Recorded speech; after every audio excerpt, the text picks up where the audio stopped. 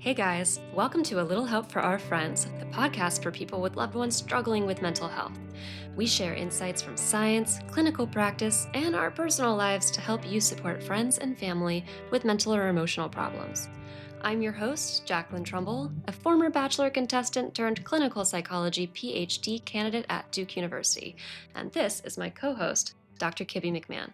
Hi, I'm Dr. Kibby, clinical psychologist and co-founder of Coolamind, the official community for this podcast. Check out our website, kulamind.com, to get support navigating the ups and downs of your most emotionally challenging relationships. And if you want to share your story or questions with us for future episodes, tap the link in your show notes to text us or email us at littlehelpforourfriends@gmail.com. We hope you love the podcast.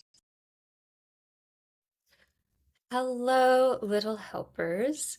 Today, I say this every time, I think, but today is another fun one. We are going to be talking about plastic surgery, which might seem like a departure from what we normally do, but I think the topic of, well, let me back up. I think a lot of people get plastic surgery in part because of body image issues, right? Which is really central to mental health. And I remember in health class watching this video that was like warning us against any kind of plastic surgery because it showed this woman with body dysmorphic disorder and she was just getting surgery after surgery after surgery after surgery. And it was presented as like, look, this will make your problems bigger. And I'm really excited to find out whether that's true. Like, from a research perspective, what do we know about plastic surgery? And the other thing that's exciting is that we've got two guinea pigs with you guys right now because Kibby and I both at basically the same time got plastic surgery. So, so Kibby, I'll turn it over to you to begin. Well, first I'll let people know about Coolamind. So, when you're listening to all of our tips and insights into relationship difficulties or mental health difficulties.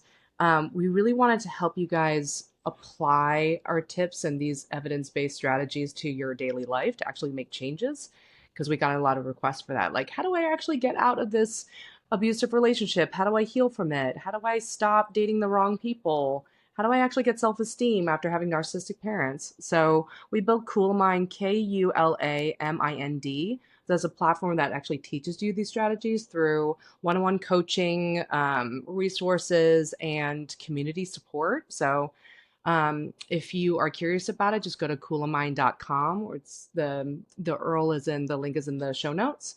And or if you just want to ask us about it, there's a place where you can actually click and say, send Kibby and Jacqueline a text, so you could actually text us directly about anything. Text us about your plastic surgery because I'm so curious what this has been like for everyone else besides for us. So Uh, go okay. ahead, plastic surgery. Well, you took the research brunt on this. I'm, we are both like newly recovering from surgeries.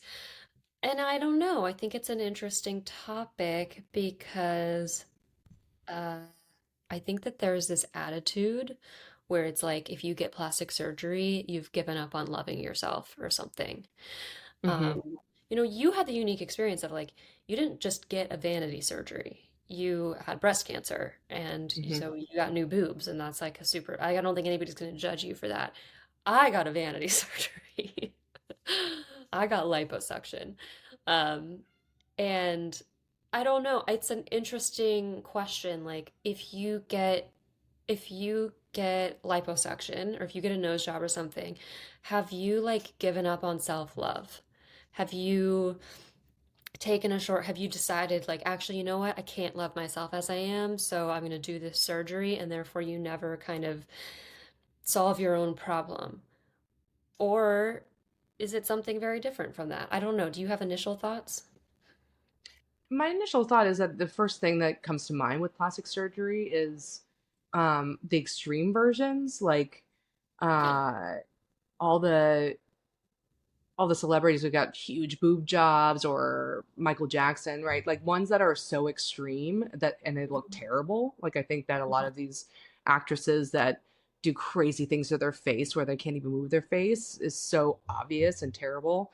that I've always had a negative view of plastic surgery. I was always like, oh, you're just chasing, chasing a youth or a version of yourself, a standard, an ideal that you'll never reach. And so you're constantly going to chase it, and it's going to cost like thousands of dollars and put your life at risk because it's a surgery. So I was Mm-hmm. always like super negative about it until I got it. Now I'm all pro.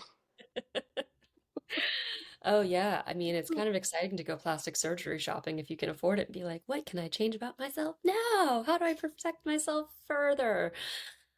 I know. You and I came from such different ends of the spectrum. I was always like, natural, natural, natural. I'll never do plastic surgery. And you were always like, yeah, one day I'm going to do stuff to myself. Yeah, for sure. I mean, it's funny when I was on The Bachelor, people made a lot of assumptions about me, and like some of and I'll just talk right now about the flattering assumptions. Like some were nice, she's smart and ambitious and yada yada. But I think that a lot of virtue was attached to me for things that really was just because I couldn't afford certain things yet. I mean, yeah, a lot of girls on my season had plastic surgery, and I was sort of proud of myself for not having it, but that's also because I felt like I didn't need to do anything to my face. I mean, I don't think they needed to do anything to their faces either, but I What did they couldn't do? afford What's like the most common on The Bachelor? What was the. a lot of boobs, a lot of boobs. And I Uh had huh. boobs, right? So I wasn't going to get implants. A lot of lip filler. That's not plastic surgery, but I think we should, talk about like does that fall under the camp of like deserving a ton of judgment too? Stuff like Mm. fillers. What else? A lot of nose jobs. I think that was probably. I have no idea about liposuction. That might have existed, but mostly Mm. boobs, Hmm. lips, noses. So crazy. Even as you're talking about it, I'm like, ugh, but Well, it's funny. And so I've what I gotten the what I most at this what I point. was yeah, people would say like she's so natural. She's such a natural beauty. It's so nice that she doesn't do these things to herself. It's like, yeah, well, just you wait till I age. I mean, I don't, I don't have any plans to age without a fight. So, I mean, I'm just as vain as anybody else.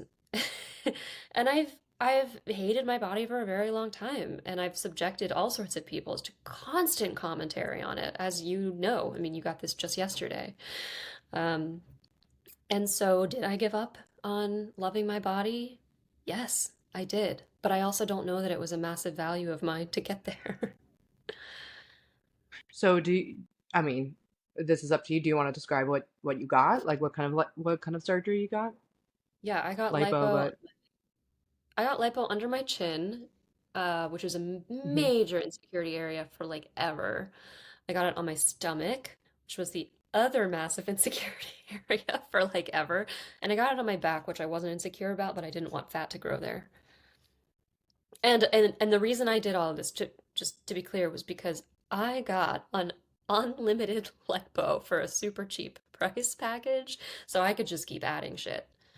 Um, so the extent of my lipo isn't necessarily the extent of like my self-hatred or anything, but because I got very cheap lipo because I got a fellow to do it. So that's a pro tip for Yeah. anybody And who's also get. you were thinking about you got a Groupon for Kybella, which I'll put a plug against. Apparently, plastic surgeons are like, do not do this. It doesn't work. Kybella's you could explain what Kybella is. Okay. So Kybella, I mean, I don't know a ton about it, but basically it's injectables that it's mostly used for under the chin area, like double chin, and they dissolve the fat, ostensibly, supposedly. So apparently, plastic surgeons say that it is the worst plastic surgery procedure they've seen. It doesn't actually work. So you like are injecting the stuff under your chin. It's supposed to melt it away, but it doesn't melt it away evenly.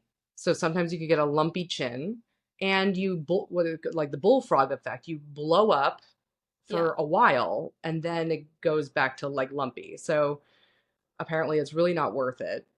yeah, So you got a little lipo underneath your chin, which I didn't know was a thing until. yeah. I didn't know I could afford it until this fellow came along, and offered me like grad school prices, apparently.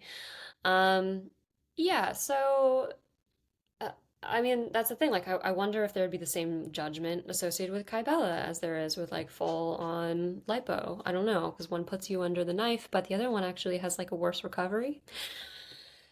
So, does the judgment come from why can't people love themselves? Does it come from people are putting themselves at risk to just look prettier? Mm. Does it come from people are tricking us by not actually being as pretty as they appear to be naturally? But yeah, a lot of I was like the natural girl on The Bachelor, and I was totally natural at that point, and I still primarily am. But I have bionic eyes. My eggs are frozen. I mean, I will totally go under the knife to improve myself. I have no problem with that. I just also want to be able to recognize myself. How did it affect your self-esteem? Like, did it have the effects that you wanted? Were you, I mean, one of the things that I read in the research is patients' expectations of the outcome and having realistic expectation is one of the main things about what can affect your mental health. Because people who think it's going to help them reach perfection or this like idealized view of themselves, if they have body dysmorphia, they can never Yeah. actually reach because their view of perfection is constantly like a carrot on a stick kind of thing. But so with your expectations, do you feel like you had realistic ones? Like, how do you feel now? Okay. I think if I had spent ten to $20,000 on this, I would feel a little bit differently than how I feel after spending $4,000 on this. Hmm. 4,000, which was also a bit of a crowdfunded effort. You people like my mom put in because she caused this mess in the first place. So, I was willing to accept a lot of outcomes for that low of a price and something I never thought I'd be able to afford. I can genuinely say that I like my body now. I like look forward to taking off my clothes and looking in the mirror. And basically what happened with me is I have never liked my body. I've always thought I had strange proportions. It was hard to find clothes that fit.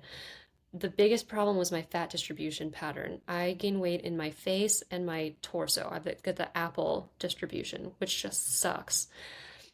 So anytime I gained any little bit of weight, I'd still have these like little spider legs and like no ass, but I would have a stomach. So like jeans didn't fit, clothes didn't. I mean, it was just such a pain in the ass in so many ways. And what happened was I gained 15 pounds over the last 2 years, which I think is due to my antidepressant, but it also might be due to being 33. I don't know. But suddenly, before where I couldn't change my fat distribution pattern, but I could like lose a couple pounds if I needed to.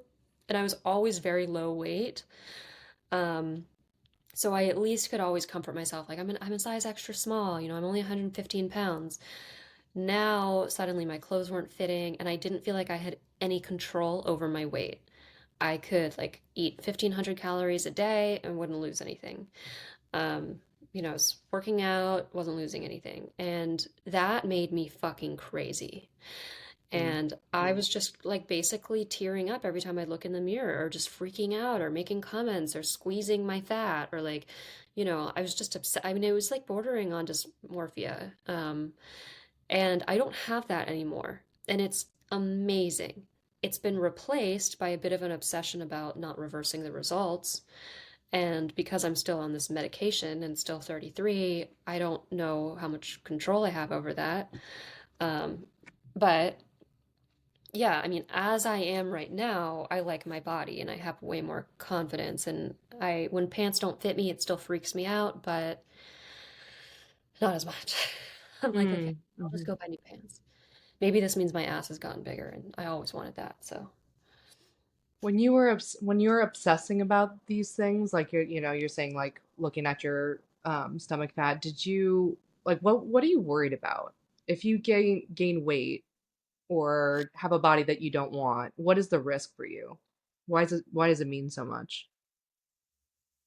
mm, it's hard to describe. I mean, it's not like I think Jason won't love me anymore, but one of my fears was that I attracted him during a time when I was very thin and that I had led him to believe that I would always be like that because I had said things like that.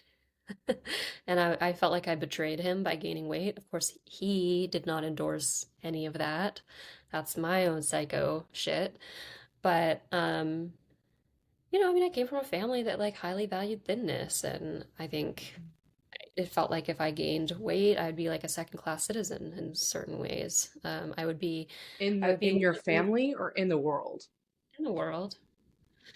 Mm. Um, yeah, and in I mean, whatever. My family wasn't gonna like lower my status or anything, but yeah, I think one of the things that really got to me was like The Bachelor. I mean, at first it gave me a lot of confidence because I didn't see myself as one of those girls, and then I was one of those girls, and Ari liked me enough to like never break up with me, you know? So I was like, oh wow, I actually have a place among them. And then I started gaining weight, and all of them stayed like microscopic and had were so toned and perfect looking. And like there's two pictures of me in a bikini on Instagram, and I'm hiding my stomach in both of them. So, Mm. I never saw myself as having that body type that was ideal. And um and it was unattainable. I mean, I I had like no fat on, but all of it was on my stomach, and so I just didn't like how I looked ever. And I guess as I was gaining weight, especially where I gain it, I was just like, I no longer look like a bachelor girl. I no longer look like one of these women, and um, I don't know. That was hard.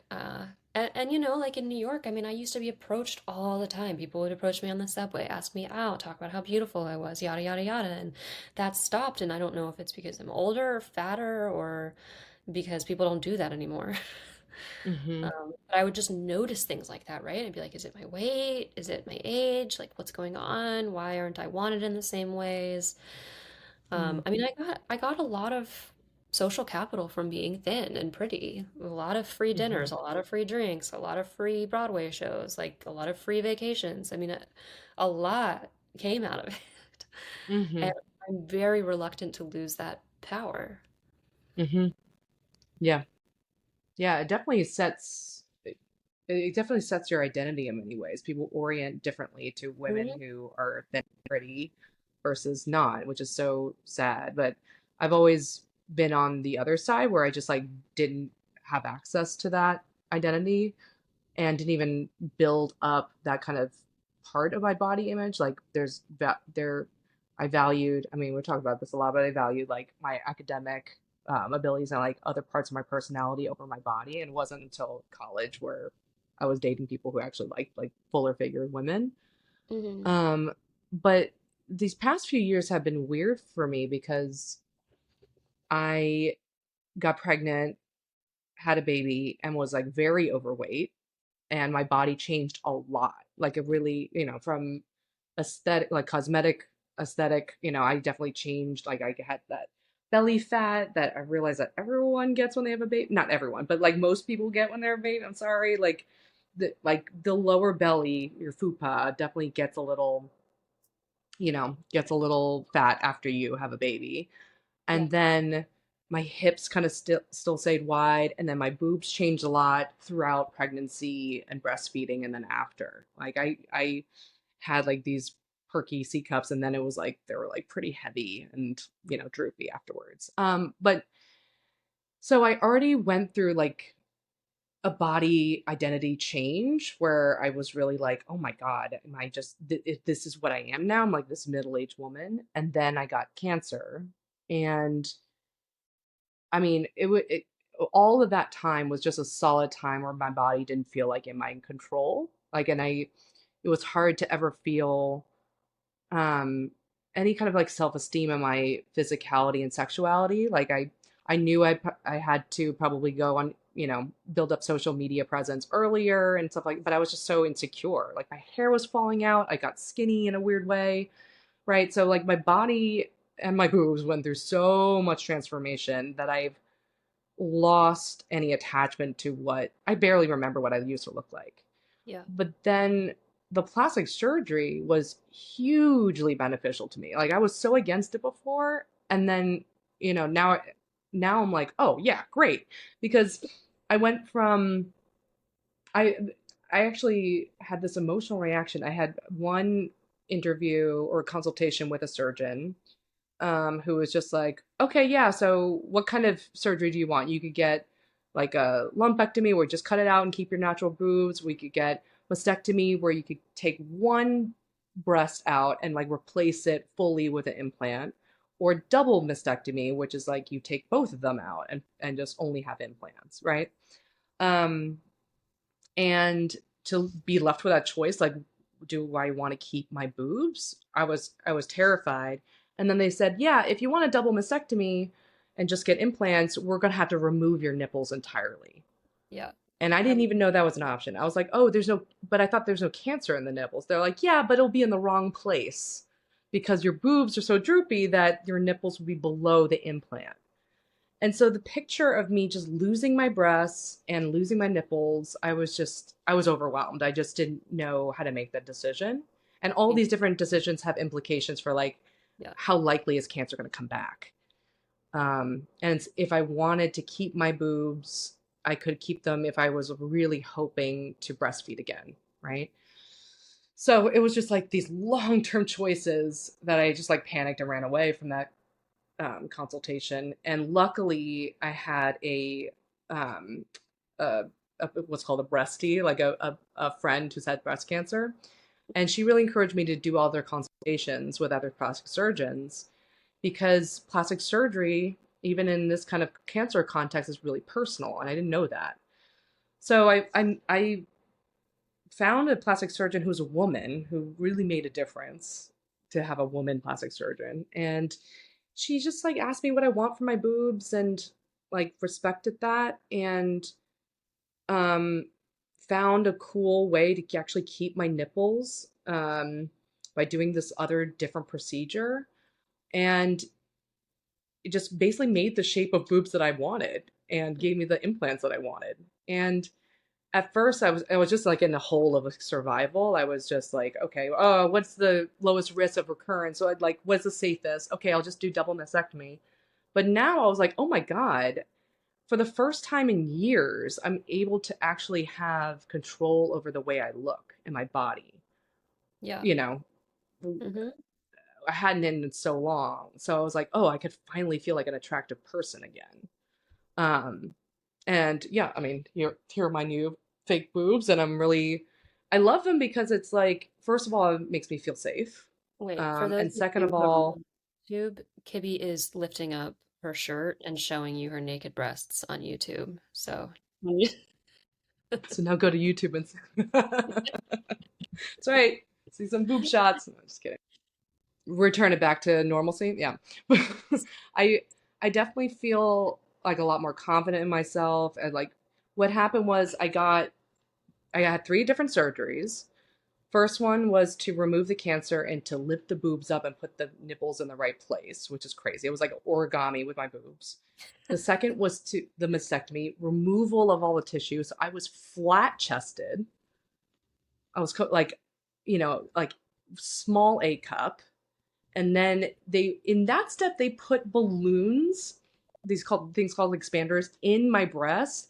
And every week they'd fill it up with water. So I literally had water balloons like inflating my breasts until I was like, okay, that's good. I like the size. And then she switched it out for implants. So that's like the crazy. That was my summer, right? Like I've had we counted like 10 different boobs since started dating my husband. So he's seen 10 different sets of it's fucking titties. crazy. Um, it is crazy. It's crazy because it's a thing that you identify with, right? Like for women, there, as you were saying, like the physical part, like your physical body and attractiveness is a lot, informs a lot of your identity sometimes. And what kind of boobs you have, like makes a difference sometimes. So I did read the research that people who've had, especially um, boob jobs and especially breast reductions, are the happiest with their outcomes because, Really? yeah, yeah, that's like one of the most like, I mean, always patient preparation and expectations makes a difference in how you feel about the outcome. That's like the number one thing that predicts how happy you are with the results. If Yeah. you're thinking that you're going to be like a perfect Barbie, whatever, then you're going to be unhappy, right? Even though I'm happy with my boobs, there's still scars. There's still like weird, like there's rippling, Like it when I look myself in my mirror in the mirror and I move, you could see kind of like the ripple of the implant underneath the skin, so it doesn't look like a boob sometimes. Yeah. Um, so there is a little bit of like, ugh, like a foreignness to it. But if you have realistic expectations, um, you could be happy, especially if you breast reduction. So actually, another thing, I also got lipo. I got fat sucked out of my stomach and put into my boob to make that like normal looking. So it doesn't look like a bubble, right? So it just looks like a boob. So I got the works, and I am into it. Yeah, I mean, I would think that not results, but like happiness would depend also a lot on the surgery that you get because lipo is somewhat reversible. I mean, the fat cells can't grow back, but if there's fat remaining, then that can explode. And so, so I feel some paranoia about gaining that weight back. And since it's about fat, like fat gr grows or like you gain it or you lose it. Like it's always in flux. So that's something that there's, I think, a desire to control. There are other procedures, like a nose job, for instance, where it's just changed.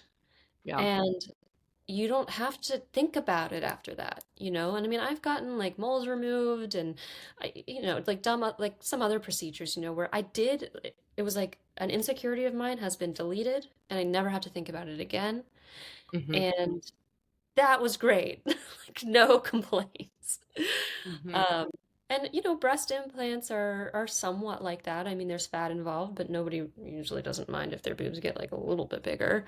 Um, unless you're starting with like, Titanic twins. But I think the fat removal ones are interesting because is there an ideal that you're trying to get to? Can you ever reach that ideal? Do you have to be constantly concerned about then gaining weight? It feels like a different ball game. Are you experiencing that at all with the lipo portion of what you got?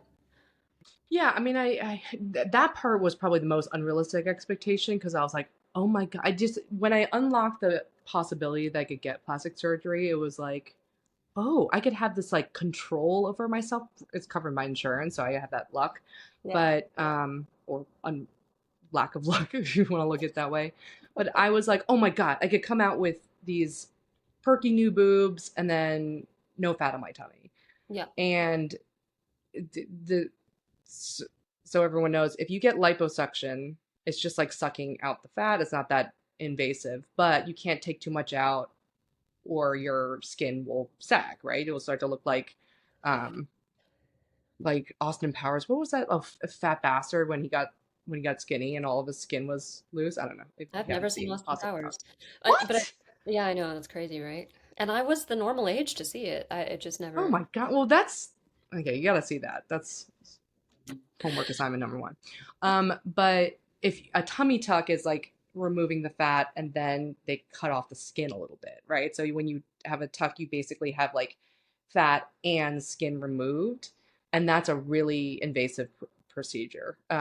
So I didn't have that. I just they took out a little and put it on my boobs, and I was like, there's some fantasies of coming out like this perfect body, and I'm like, oh, okay, like I look a little bit more tone, like a little more myself pre-baby, but like I'm not like super skinny. And yeah, like the holidays rolled around and I definitely packed Dude. on them back. And it also is a little ripply, like at the where I got lipo at least, it's still a little bit like there's like it's like a different shape, right? There's little lumps and they're like the skin kind of folds in a different way.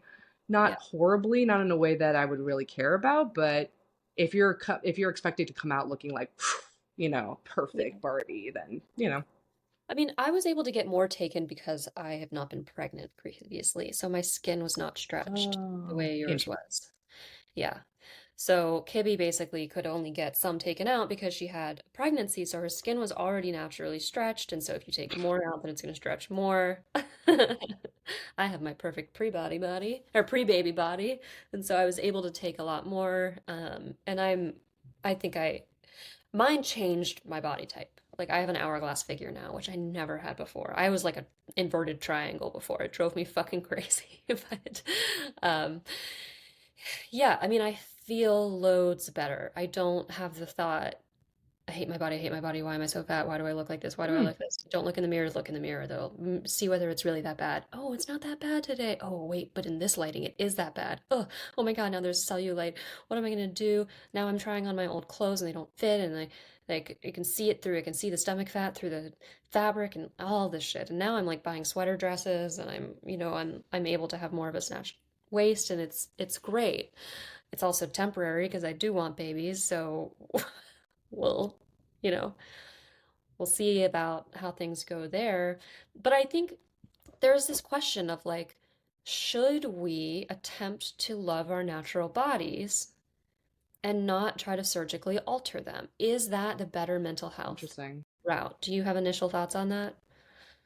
Always, because I think that um, people with body dysmorphia and problem like obsessive problems with body image are from the research aren't that happy with the result when they're trying to, especially body dysmorphia is like this, you're obsessed over a minor defect, like you think your nose is too big and you just like obsess over this one piece. Yeah, Well, getting that surgery might lead you to the Michael Jackson situation where you're constantly like trying to redo it and redo it. And not only is that tricky, but if you have identity issues like attached to a personality disorder, those are the people who are the most upset with the outcomes, especially with the rhinoplasty, with nose jobs. hmm, Yeah, isn't that cool? Because they like their identity, they're trying to seek identity and trying to figure that out, and then you get a nose job, and then your whole face changes, right? The structure of it changes. So those are the patients who tend to try to get reversal surgeries to try to like that's what. capture the sense of self or image that they identify with. Yeah, So that's why. So, like, I got fat taken out from under my chin, but even your doctor at first was like, I don't think she needs that. I think she needs chin implants or not implant, chin implant or like filler or something. And I rejected that because I don't want my face to change. Like, yeah. it's the same thing with lip filler. Like, I have thinner lips, and sometimes I'm like, God, I hate how they look when I talk, but I don't really want to look different. I would do shit to my face if it reversed aging and made me look more like how I've always looked, because that aging freaks me out for a similar reason. I don't want my face to look like a different person's face. Hmm. Um, but I just, I mean, okay, look, if you have just body dysmorphia, then doing plastic surgery is really risky because you risk getting more and more of it and never being happy with it. And because the problem isn't necessarily your body part. It's a it's a psychological process that's going on. And so if you continually try to fix the body part, then what happens to the psychological process? Well, it doesn't necessarily go away. Now, if you have like an obviously flawed, I'm putting that in quotes, body part, and it really is like, I just fucking hate my nose. And I hate it because other people react to me in a particular way. I've lost dates because like there are consequences and you get that nose changed, then problem solved. But if it's more like, I just can't accept myself for who I am, I have this obsession with myself and my image that won't go away, and there's nothing I can do, then it's a bigger problem. Um, Yeah. I think if you're thinking, noticing it in yourself, noticing if you're the kind of person who chases perfection or an ideal and never feels satisfied with it, right? mhm, It's one thing if you're like, I like things this way, and when I achieve that goal, I'm satisfied. Of course, mhm, you might have new goals, but there's some people's brains with a kind of an OCD flair who's just like, I'm uncomfortable and I'm in distress until I get this ideal. Oh, I got the ideal. It was satisfying for 2 seconds and then now it's uncomfortable again, right? Like the kind of hamster wheel of discomfort.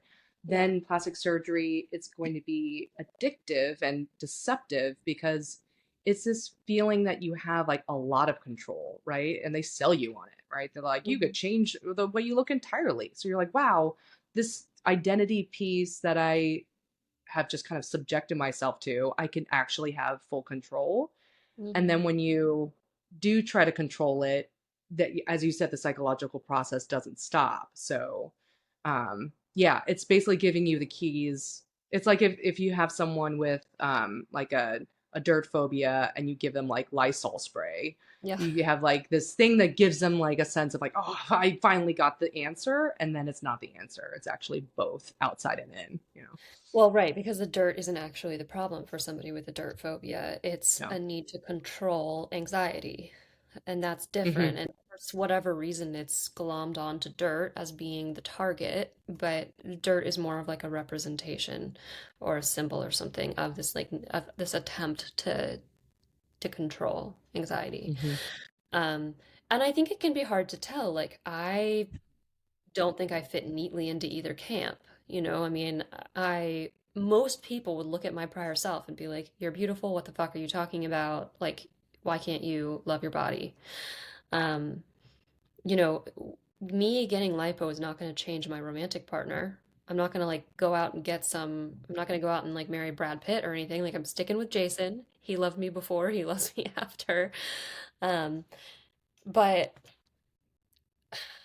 but I don't necessarily I do feel less obsessed now. Um, I think eating is still going to be an issue for me because I'm going to want to maintain the results. And so now it's about maintenance rather than change. I don't want to change Hmm. how I look. I want to maintain how I look. And that is pretty much just as oppressive when it comes to eating. Hmm. Uh, But this question of just like, okay, like let's say you don't have body dysmorphia, you don't have BPD, you don't have identity issues, but you are really bothered by some way that you look, like aging, like Hmm. is it bad to get Botox, to dye your hair, to get filler, to do all this shit? And it's a hard question to answer because it reminds me a little bit of when people don't want to use Google Maps because they want to maintain their sense of direction. Hmm. Kind of like, you're right, it would be amazing to have a sense of direction, but Google Maps is right there. So do you actually need to have that skill? Hmm. You know, do I Yeah. need to love my fat distribution pattern if I can just get it changed? Like, is it worth putting the effort into loving that when I could put my energy elsewhere and easily get this fit, like get this changed? Yeah. Yeah. I mean, it all goes back to expectations, and why are you doing it? So I think the question is, why do you want the plastic surgery? Like, what do you think, what do you imagine it could do for you or give you? It's interesting because there was some research showing that people in problematic relationships tend to want cosmetic procedures, right? So people who the predictors of interest in cosmetic surgery are being single, having bad relationships with parents, and multiple sexual partners all increase your chance of wanting plastic surgery. And Makes if you sense. are going to, yeah, it makes sense, right? And it's also like low self-esteem and how do you relate to people, how attractive they find you, how do they see you. But people who think that they're going to change their um, relationships through plastic surgery, like apparently hopes to improve their family status or personal relationship quality, Hmm. are also very unhappy with the results because yeah, you can change the way you look, but there's so much more to a relationship than just like physically how you look, right? Yeah. There's just like your self-esteem. There's like all other stuff that um if just getting skinny changed all of that, then it would be realistic, but it doesn't. So, Fun story on that. I've talked extensively about how my mom and sister have commented on my weight and it's been an issue or whatever. My sister's actually probably the worst one. My mom, atoned and apologized and all of that. Like, uh, but I was trying on, my sister brought over a bunch of clothes and she's smaller than me, and I could fit into some of them and it was very exciting. And I have more of an hourglass figure now, so like, and I have gained weight, and lipo actually doesn't change your weight that much, which is a fun fact. hmm. It's also somewhat of a mystery because you do remove fat, and fat does weigh something, but the scale doesn't change all that much, so it's very bizarre. You Anyway, do swell. You get a lot of fluid retention, so yeah, just it takes months to heal from it. Just yeah, FYI. yeah. Anyways, I tried on some dress and I was like, oh my God, I kind of have an ass in this. Like, I'm hoping that's where all my fat goes from now on. And she goes, no, that's big enough. So it's just Ouch. like, I mean, it just shows how shifting it can be, right? If somebody Yeah. wants to, degrade you Tear for you how you down. look, Yeah. and they'll just find something new. So yeah, I mean, it's probably not going to massively change relationships unless it massively changes your confidence and self-esteem. I would think Hmm. that would have an effect on your relationships. Do you think people, your family or otherwise, react to you differently after you've got some lipo? I think my brothers thought I was crazy. Um, my mother is excited. Really? Oh yeah. Um, I don't think my dad was ever good. I mean, What did she yeah. say? Was she like, good You look job? adorable. You look adorable. That kind of thing. Uh-huh. Wow. Yeah. I mean, that's nice. Yeah, she wasn't a bitch about it at all. But I think it Yeah. definitely would cement some core belief if suddenly your family were like, ah, now you're worthy again. Or, other people on the street were like, Yeah. oh, I mean, I I experience actually a lot of, I feel like, capital in my family. I don't really know what the right word is. Like, I'm probably the kid who's closest to my mom right now. Um, so yeah, I mean, so I don't actually feel like I have a downgraded position in my family, dependent on weight or anything. It's just like, do I want to catch comments or not? Um, so I mean, whatever. I feel more comfortable going home now, that's for sure. hmm, Especially if it's, if there's a beach weekend involved. But interesting. but I do think my self-esteem is higher now, and I just have more space in my head because I was just so, the amount of times that I would like, you would just catch me like grabbing my stomach fat, just like holding it and like squeezing it and feeling for granules and all this shit. I mean, it was like kind of insane. I spent a lot of energy worrying about how I looked. And I do that less. It's not gone. Yesterday I had a freak out because I binge ate, and then the next day tried on pants and I still couldn't fit into them, and I was like, "What the fuck? I'm gaining it all back." And then texted you obsessively. Um, but it is really nice to like what my body looks like. That's Hmm. definitely different. And yeah, and I think the expectation that people figure out how to love themselves is a little bit cruel, and there's a lot of, it's just like a kind of unrealistic. We live in a society that like heavily rewards people for looking a particular way. Yeah. And when you say to women who don't look that way, hey, you should just love yourself instead. You shouldn't get surgery. Like, you shouldn't get what's available to change you and get all this social reward. You should just love yourself. It's kind of like, yeah, well, fuck you. Like, how am I supposed to Yeah, just but do that? I do see the value in the loving yourself no matter what you look like because and I that was Well, there's hard. Like definitely, I of course, didn't there's feel value that. in it. Yeah, the value is that what I think what carries more is the confidence, right? Like you could see someone who's not like perfect, like picture perfect, but carries himself at thinking that they're attractive and thinking that they're worthy. And that could do a lot more than a really physically pretty person with low self-esteem who doesn't carry themselves well, right? Because actually, like I mean, we're talking about plastic surgery, but there's all sorts of stuff. At this point, you could just put filters on everything, right? And then you could get your hair done. You could get makeup. Like, there's a lot of transformation to your looks that you can do Yeah, non-surgically. Like, I don't even know Botox and all that stuff has, tattooing eyebrows, like, eyelashes, right? Like, there's so many modifications you could do to your physical form.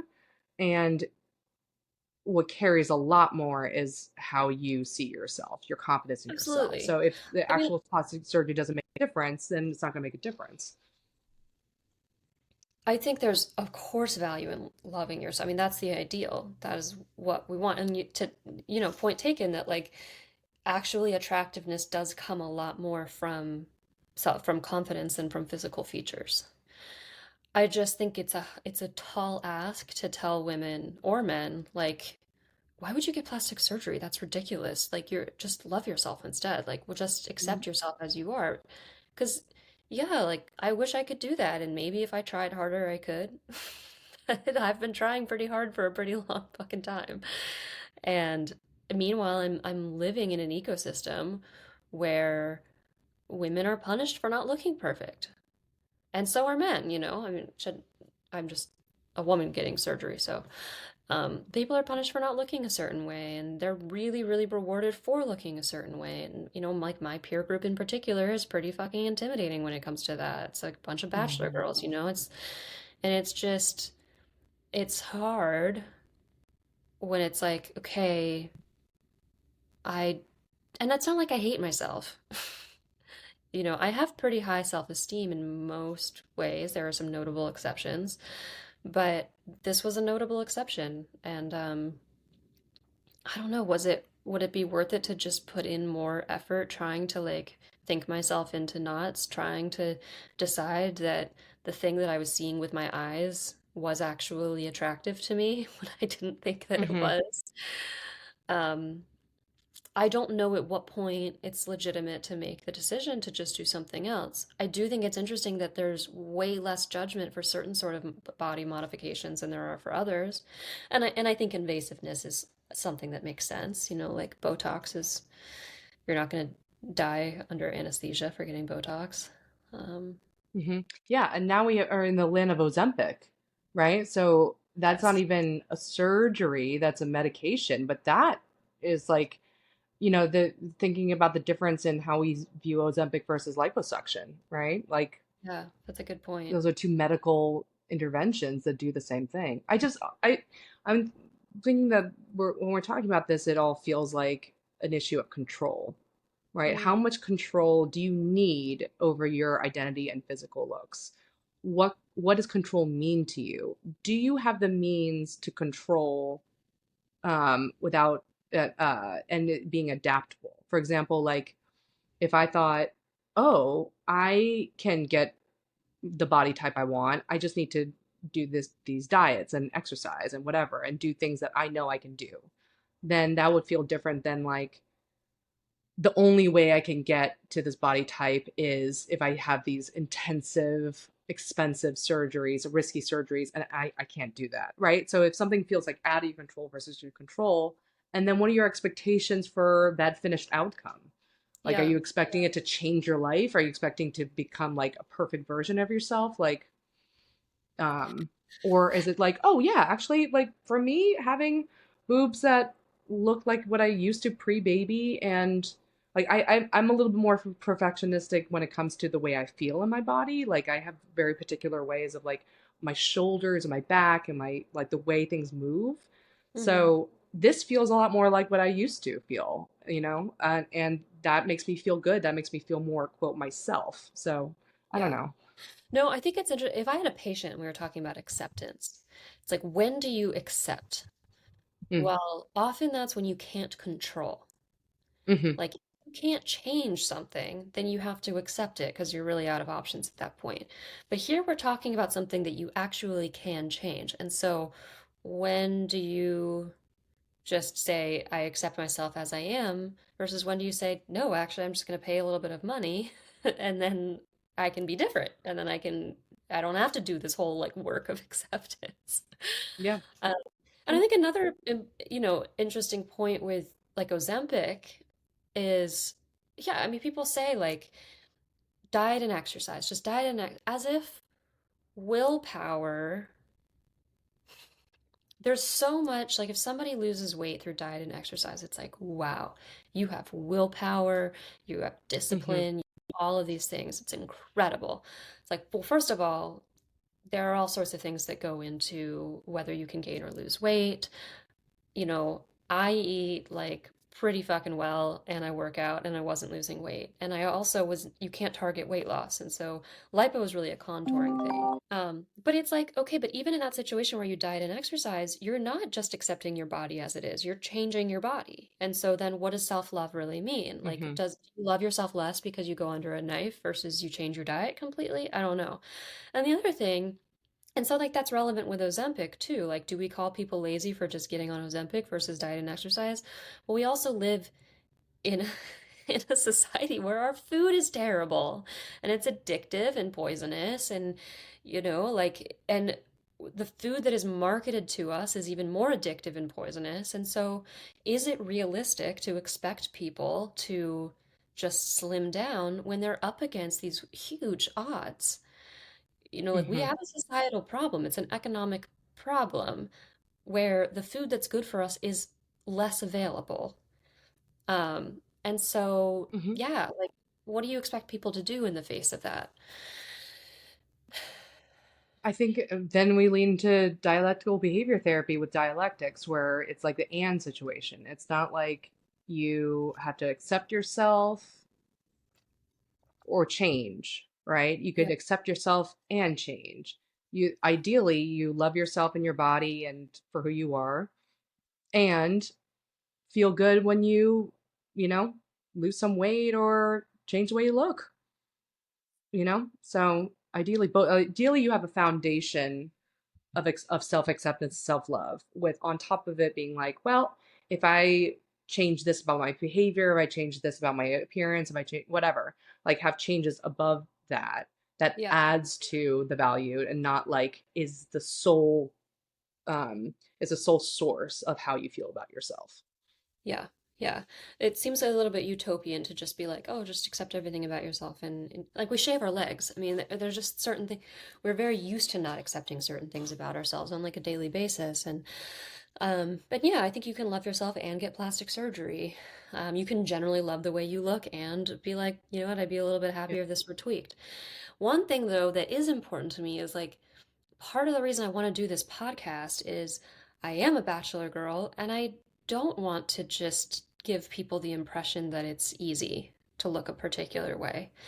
Like there is a lot of luck involved. There's a lot of money involved. Um, Diet and exercise don't always like perfectly work. And sometimes it's not worth it to spend your entire life exercising. So, uh, I guess I want people to understand that there are a lot of ways to beauty. And if you Hmm. don't naturally look a particular way, then that doesn't necessarily mean that you look that different than people who seem beautiful, because maybe they've Hmm. done stuff. Yeah, and you would think that me going through cancer, I'd be like, oh, I just love my body for what it is. I have more self-acceptance for life, and I do. But now I also am more into the plastic surgery and appearance because I was like, I've had so many years of feeling like out of my body and at war with my body, and I really miss. I think apparently this is like body image issues is a big thing for younger women who have cancer, breast cancer, because they're like I want to feel like a 39-year-old woman who's like sexy and in a new relationship and like yeah, I have a kid, but like I don't want to give up on feeling like I'm like an attractive woman, right? I don't want to just like let my body go both like health-wise and sexuality. So yeah, like I'm now excited that I got that I came out of this looking better than I thought before, and it actually does make a difference in my self-esteem. I'm not ashamed about that. That's awesome. Are you thinking about getting more stuff? Yeah. Yeah. Yeah. I don't know. I'm gonna try different, like not nothing major, but I never wanted to get. I always thought like, would I get a nose job or lift or whatever? And I was like, no, because I look like my dad. Like I have my dad's nose, Mhm. and I want to keep that from Mhm. him. I want to keep that part of my dad. But yeah, I'm gonna look into things of I don't know about Botox because my facial expressions are really important to me in our work, but I don't know, something to tighten up the face. I'm learning about all sorts of weird stuff out there that we could cover in future podcasts. But like you could take your blood, spin it in a centrifuge, put the good blood blackened back into your face and boobs, and that magically does things. I don't know, man, but it is a wide open world of chasing perfection for me after this. So I Yay! could document the before and afters with this podcast. So stay tuned.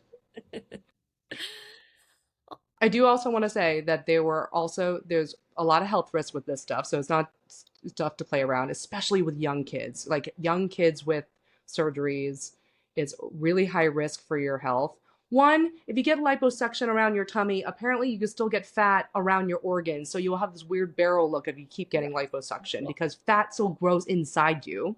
Yeah. Two, breast implants, especially crappy versions, and this like rippled kind of implant was linked to cancer, to other kinds of cancers. So Mm. really do your research about the health risks, because if you get cancer, that's, you're not going to be hot no matter what. So, you know, A cheerful message to end on. the end. So, okay, but the overall is that most people are happy once they get plastic, like with their. Yeah, psychosocial outcomes and plastic surgery are positive, granted, like what people go in for, to getting them for, and what their expectations are. So, Okay. expectations low, really do your research, make sure the risk makes sense, and, you know, then go forward, cut them up. I mean, I'm definitely happy that I've gotten the things done to myself that I have. I couldn't be more pleased, really. So, So um, get plastic surgery, except for Kybella. except for Guy Bella's That's bad. our conclusion to this episode. Kai Bella's bad. Well, listen, I mean, if you think we're perfect the way we are, then just let us know that, give us 5-star rating on Apple Podcasts and Spotify. And we'll keep trying to attain perfection week after week for the rest of our time with you. And we'll see you next week. By accessing this podcast, I acknowledge that the hosts of this podcast make no warranty, guarantee, or representation as to the accuracy or sufficiency of the information featured in this podcast. The information, opinions, and recommendations presented in this podcast are for general information only, and any reliance on the information provided in this podcast is done at your own risk. This podcast and any and all content or services available on or through this podcast are provided for general, non-commercial informational purposes only and do not constitute the practice of medical or any other professional judgment, advice, diagnosis, or treatment, and should not be considered or used as a substitute for the independent professional judgment, advice, diagnosis, or treatment of a duly licensed and qualified healthcare provider. In case of a medical emergency, you should immediately call 911. The hosts do not endorse, approve, recommend, or certify any information, product, process, service, or organization presented or mentioned in this podcast, and information from this podcast should not be referenced in any way to imply such approval or endorsement.